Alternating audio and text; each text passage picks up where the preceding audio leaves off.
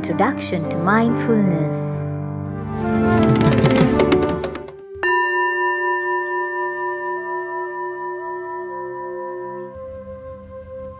Good morning, children. Today we are going to be mindful and try to listen to our body. Be comfortable in your current posture. Once you have that comfort, close your eyes gently. Pay attention to your body and see what are the sensations that you notice.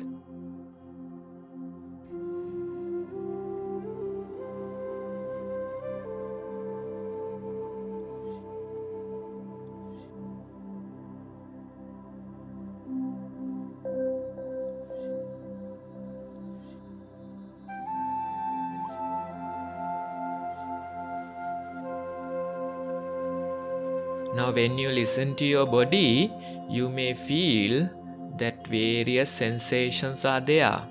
If you are standing, you may feel the pressure at your feet.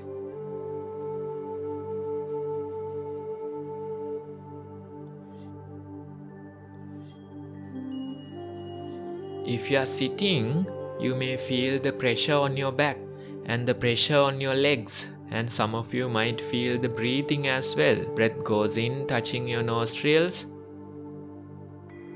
Breath comes out, touching your nostrils. Your belly moves forward with the in-breath. Your belly moves backward with the out-breath.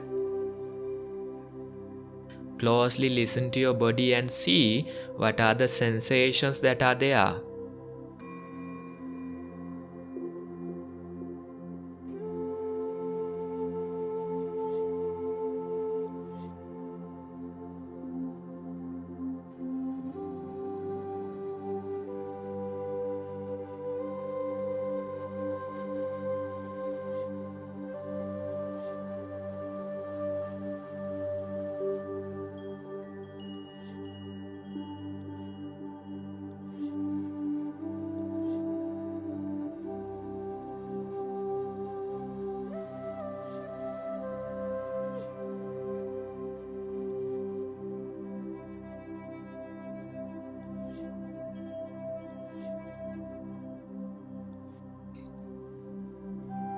When you pay attention to your body, some of you might feel that your body is tired.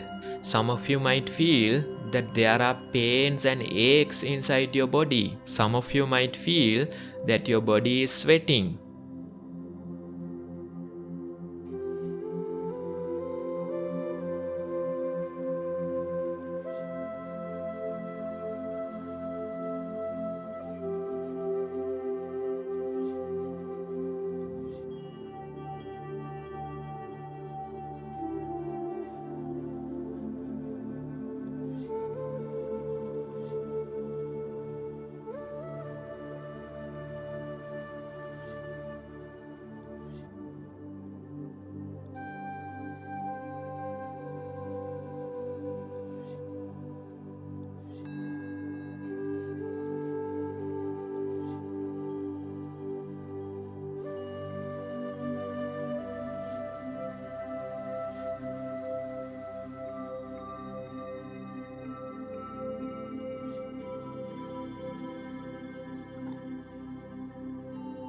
Now these are the details that we observe when we pay attention to our body. We notice these bodily sensations.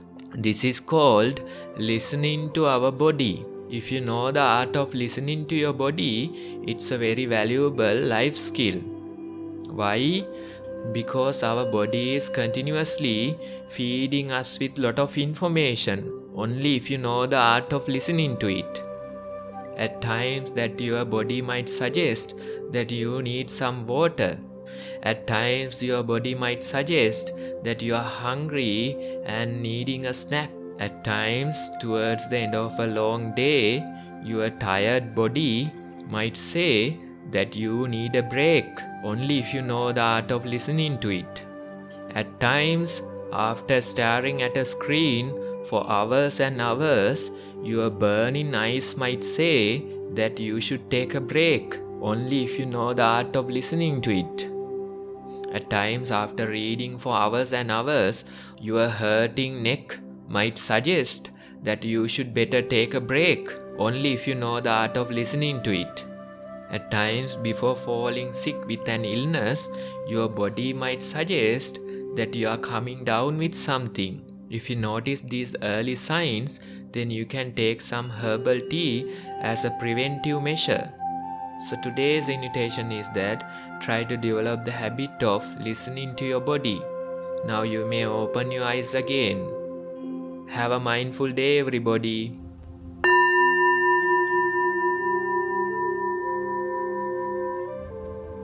How do we keep mindful while doing day-to-day chores? So if we take a metaphor for the same, if you do the task slowly, mindfully and silently, then with that activity, mindfulness can be practiced. While doing a task slowly, mindfully and silently, we begin the practice of day-to-day mindfulness. The example given by anyone who is interested in this: first, see how you can do a task that you do alone, slowly, mindfully and silently, and how in control you can be with it, how attentively you can do it. When you wake up in the morning, if we consider the activities, there's brushing teeth, washing face, having breakfast, packing your school bag, there's so many tasks. So from those, choose one task, do that task a little bit slower, and mindfully with awareness, silently without making noise. What happens is, the forgetfulness will be gone. Mindfulness means the opposite of forgetfulness. Doing things mindfully, consciously, so thereby after going to school, rather than finding out, I forgot to bring this and that and being confused, the task done can be done in perfection. Or else we may tend to know we have forgotten things, which is wrong, yet we are not bothered. Or else we feel it's fine to have forgotten and be wrong. Our minds get habitual to doing wrong and let it go. It is a wrong habit. We need to try and do at least 1 or 2 tasks flawlessly and cherish the compliments of those to our heart from a very young age. As an example, habits of eating is most of the time associated with watching TV, conversing with friends, or engaging in various types of activities. So we tend to forget how much food we have eaten or whether the quantities are sufficient or not to fulfill our body's hunger. But if we are mindful and conscious about our dietary habits, if we are in the present moment when serving the food, if we are mindful when mixing and putting it inside our mouth, if we are mindful as to observe how many times we nibble, when starting to eat the food which has different tastes, while nibbling on, the taste will become one single milky taste. By that, the solid foods have become liquids. We will have to drink it then. When needed to bite and swallow, it has become a liquid. So when the liquid is swallowed, the remaining pieces are chewed again in the mouth. Then it gets mixed with saliva again and swallowed. When drinking a glass of milk or a glass of orange juice, rather than gulping it down, if you slightly pause, drink it sip by sip. Feel the taste, letting it mix well with saliva.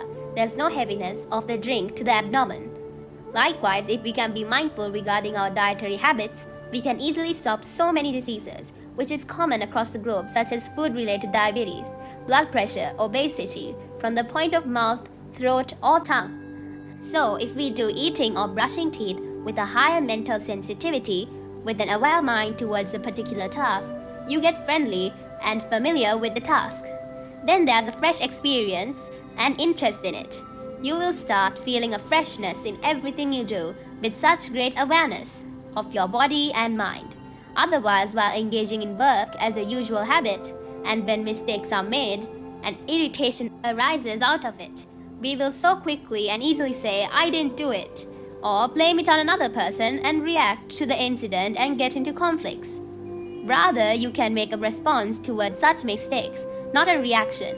Do things mindfully. When doing in such a way, we understand without making mistakes, we have the strength to prevent falls, mistakes, in advance through mindfulness. It reduces the reactive nature and the short-tempered, impatient and yelling nature.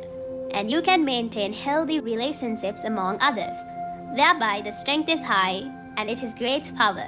Therefore, slow and steady practice can transform into quick and powerful practice of mindfulness. This slow and steady nature at work, the mindful awareness nature, the silent nature, if you start practicing this nature, you will begin to notice that you will be more friendlier and comfortable with that particular task as well as your own self. Then in the future, you can improve the number of tasks or activities. That way, begin with an easy task, and while you advance, you will start realizing that the activities done have no harmful effects. Being mindful will become a way of life for you. Rather than complicating and making mistakes, when acting mindfully, the work areas that can be done will be higher, and the quality will be higher, and the efficiency too will be higher, and also time saving. These practices will be a great benefit for the mindful child, and we hope for it to be the same for all. We wish that everyone makes it a hobby to carry out the day and act mindfully. This is a presentation by SathiPasala Foundation.